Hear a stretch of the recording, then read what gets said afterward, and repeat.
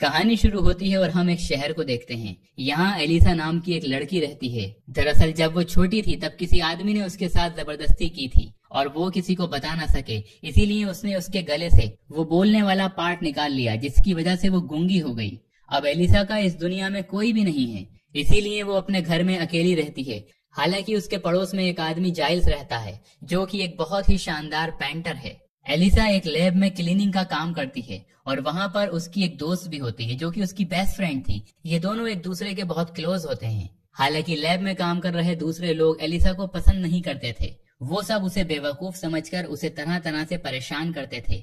इसीलिए एलिसा भी लोगों से मेल जोल कम ही रखती थी। अब एक दिन जब वो लोग क्लीन कर रहे होते हैं, तब एक ऑफिसर उन्हें बताता है कि हमारी लैब में एक टीम आ रही है, जो अपने साथ एक बहुत ही खास और कीमती चीज ला रही है। तभी वहाँ वो टीम आ जाती है और उनके साथ काफी बड़ा वाटर टैंक था। उसके पानी में कोई चीज होती है। एलिसा जब उसके करीब जाती है तो वो चीज हिलने लगती है और आवाज पैदा करना शुरू कर देती है। तभी वहाँ पर कुछ लोग आते हैं और उस वाटर टैंक को सेफ रखने के लिए एक सेफ रूम में लेकर जाते हैं। यहाँ पर एलिसा और उसकी फ्रेंड कुछ भी समझ नहीं पाती। अब अगले दिन जब वो लोग सफाई कर रहे होते हैं तो उसी रूम से आवाजें आती हैं, जहाँ पर वो पानी वाली चीज को रखा गया था। और उसी रूम से एक आदमी बाहर आता है, जो कि कर्नल था। और ये कर्नल पूरे प्रोजेक्ट का लीडर होता है। कर्नल दरअसल बहुत जालिम आदमी था। हालांकि कर्नल के हाथ से खून आ रहा था और उसे इतना दर्द होता है कि वो घुटनों के बल बैठा था। तभी वहाँ पर एक टीम आती है, जो कर्नल को अपने साथ ले जाती है। अब एलिसा और उसकी फ्रेंड को कहा जाता है कि उस रूम को क्लीन किया जाए। जब ये उस रूम में जाते हैं तो वहाँ पर खून पड़ा होता है और कटी हुई 2 उंगलियां भी पड़ी होती हैं। और ये कटी हुई उंगलियां उस कर्नल की थीं, जिसे शायद उस चीज ने मारा होगा जिसको यहाँ पर लाया गया था।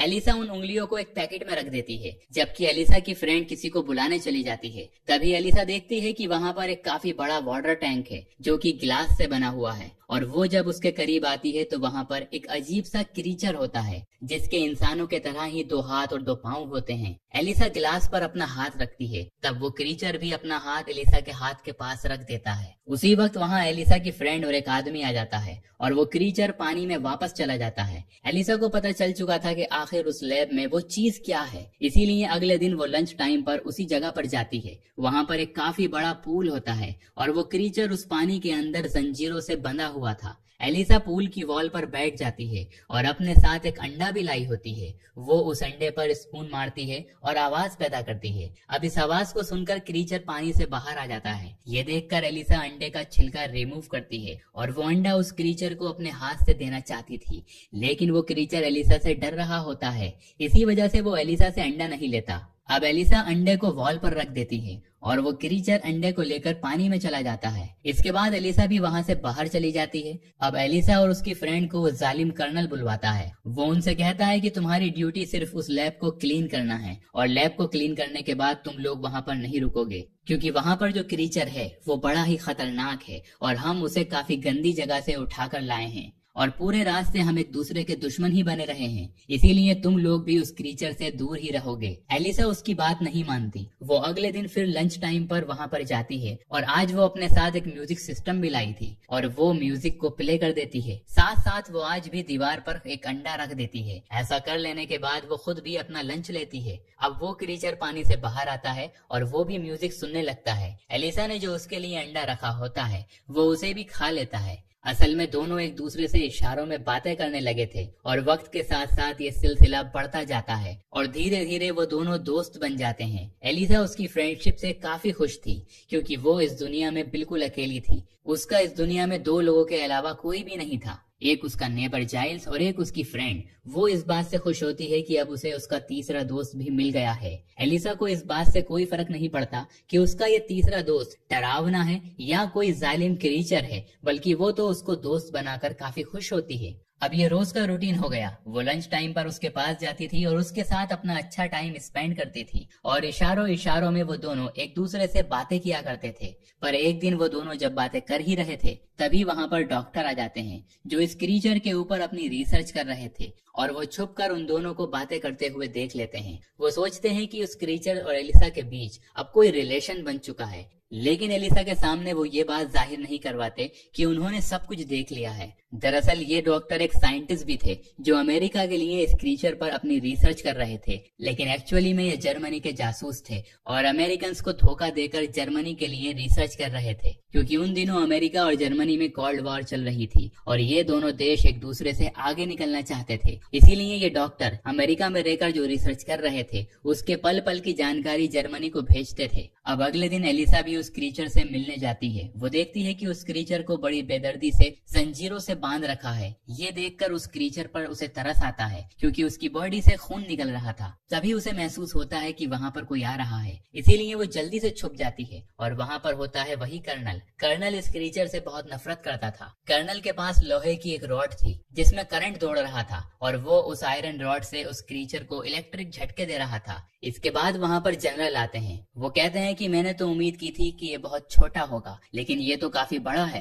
कर्नल कहते हैं कि दरअसल अमेज़न के लोग इसे अपना देवता मानते थे और पानी में इसके लिए फ्रूट्स फेंकते थे और फूल फेंकते थे और पता नहीं क्या क्या करते थे। साथ ही वो आगे कहते हैं कि अगर हम इस क्रीचर के बारे में जानना चाहते हैं तो हमें इसे मारना होगा, क्योंकि इसे मारकर ही हम इसके बारे में पूरी रिसर्च कर सकते हैं और जैसे इसकी बॉडी है इसे काटे बगैर तो हम कुछ कर ही नहीं सकते। लेकिन वो डॉक्टर उन्हें बताता है कि इसकी हालत काफी खराब है और अजीब बात यह है कि ये एक जगह से सांस लेता है। हमें इस पर रिसर्च करनी चाहिए, ना कि इसे मारना चाहिए। मगर वो उस डॉक्टर की कोई भी बात सुनना नहीं चाहते थे। डॉक्टर कहता है कि अगर हमने इसे नहीं छोड़ा तो ये बहुत ही जल्द मर जाएगा, क्योंकि इस क्रीचर को देखकर ऐसा लग रहा था कि शायद वो बेहोश हो गया है। अब वो क्रीचर को पानी में डाल देते हैं। डॉक्टर जनरल को कहता है कि आप इस क्रीचर को नहीं मार सकते। जनरल कहता है कि क्या तुम बताओगे मुझे क्या करना चाहिए? मेरे पास सारी अथॉरिटी है और मैं कुछ भी कर सकता हूँ। इसीलिए जनरल कर्नल को कहता है कि इस गंदे से क्रीचर की जल्दी से चीर फाड़ कर दो। आखिर हम भी तो जानना चाहते हैं कि ये आखिर चीज क्या है। डॉक्टर को ये सुनकर काफी दुख होता है, क्योंकि वो नहीं चाहते थे कि इस क्रीचर को मारा जाए। वो बेजुबान है, हालांकि वो तो एक जासूस है, मगर उससे पहले वो एक इंसान भी है। इसीलिए उन्हें उस क्रीचर पर तरस आता है और वो नहीं चाहते थे कि उसे मारा जाए। एलिसा भी ये सब कुछ देख और सुन पा रही थी। डॉक्टर के साथ साथ एलिसा को भी ये बात काफी हर्ट कर रही थी। अब यहाँ से जाकर एलिसा ने ये सारी बात जाइल्स को बताई,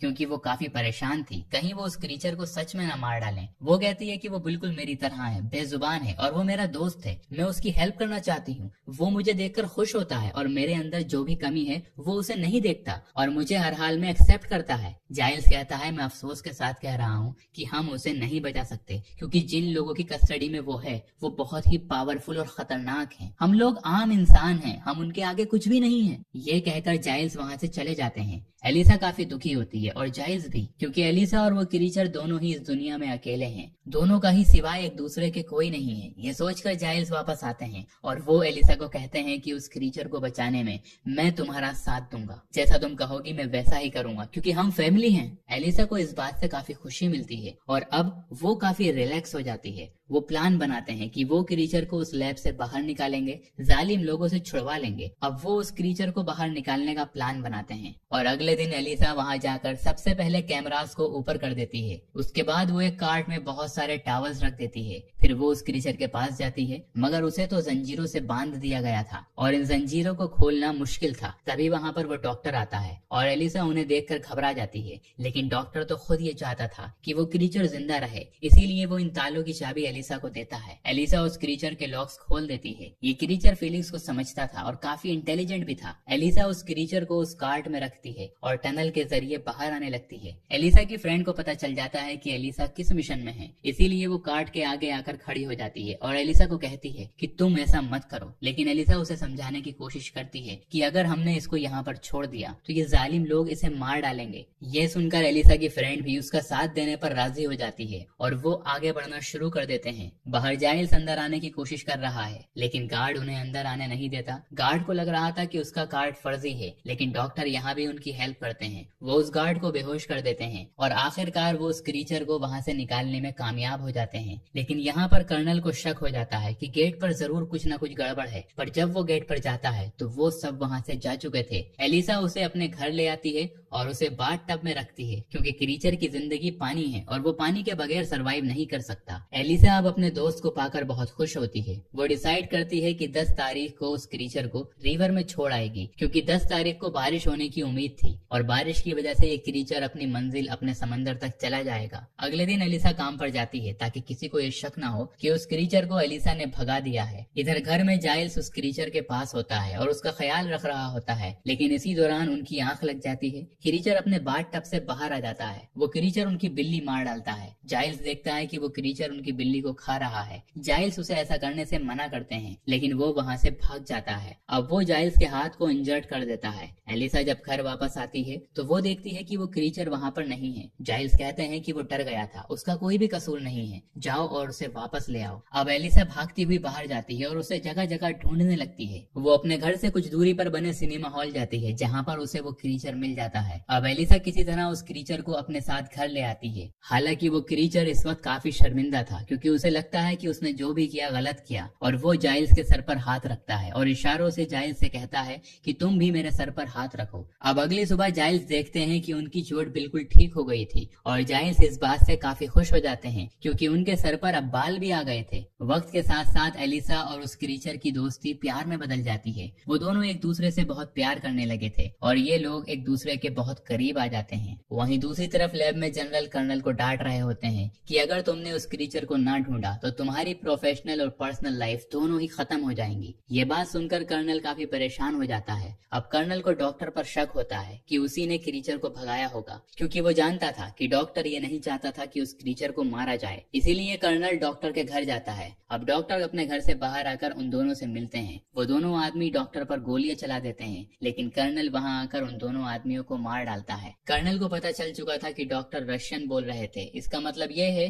कि वो एक एजेंट है, एक जासूस है। कर्नल डॉक्टर को कहता है कि मुझे सब कुछ बता दो कि वो क्रीचर किसके पास है, मगर डॉक्टर उन्हें कुछ भी नहीं बताता। राज उगलवाने के लिए कर्नल उसे टॉर्चर करने लगता है तो डॉक्टर उसे सिर्फ यही बताता है कि वो एक क्लीनर है और ये कहते ही डॉक्टर मर जाता है। अब क्लीनर का नाम सुनकर कर्नल को एलिसा पर नहीं बल्कि उसकी फ्रेंड पर शक होता है क्योंकि वो दोनों ही तो वहीं पर सफाई करती थी। इसीलिए अब कर्नल एलिसा की फ्रेंड के घर जाता है और वो एलिसा की फ्रेंड से पूछता है कि बताओ वो क्रीचर कहाँ पर है, लेकिन वो उसे कुछ नहीं बताती। वो कहती है कि मैं इस बारे में कुछ नहीं जानती, लेकिन वहाँ पर उसका हस्बैंड होता है जो कर्नल को सब कुछ सच सच बता देता है। वो कहता है कि वो क्रीचर एलिसा के घर पर है क्योंकि मैंने अपनी वाइफ को एलिसा से बात करते हुए सुन लिया था। ये सुनकर कर्नल गुस्से में आकर एलिसा के घर की तरफ जाने लगता है, लेकिन उससे पहले एलिसा की फ्रेंड उसे कॉल करके इन्फॉर्म कर देती है कि कर्नल तुम्हारे घर की तरफ आ रहा है। और इत्तेफाक से आज 10 तारीख भी होती है और बारिश भी हो रही होती है। दरअसल ये वही दिन था जब एलिसा ने उस क्रीचर को रिवर में छोड़ना था, इसीलिए वो उस क्रीचर को लेकर वहाँ से निकल जाती है।